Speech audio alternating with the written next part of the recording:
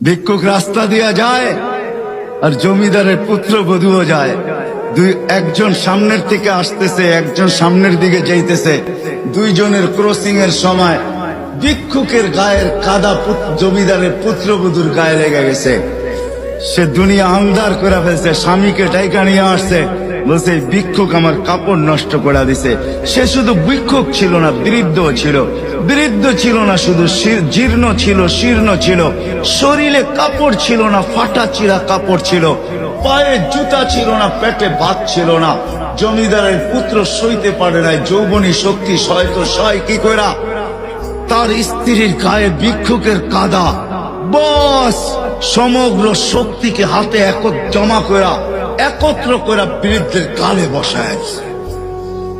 বৃদ্ধ কিচ্ছু বলে নাই, শুধু উপরের দিকে তাকায় দুই তিনটা শব্দ উচ্চারণ করছেন।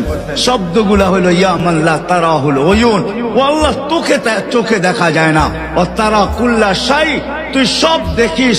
ফারা তারা মা বি, তুই কি দেখিস না আমার সাথে কি ঘটতেছে, এটা কি দেখিস না?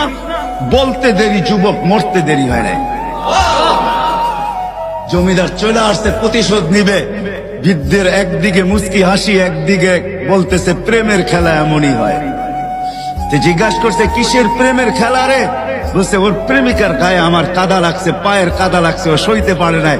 যৌবনী শক্তি দিয়ে আমার বৃদ্ধ গালে বসায় দিছে। আমাকেও একজন ভালোবাসে, সেও সইতে পারে না, সেও সইতে পারে না। ও তো থাপ্পড় দিয়া ক্ষান্ত, সে জান নিয়ে নিছে, জান।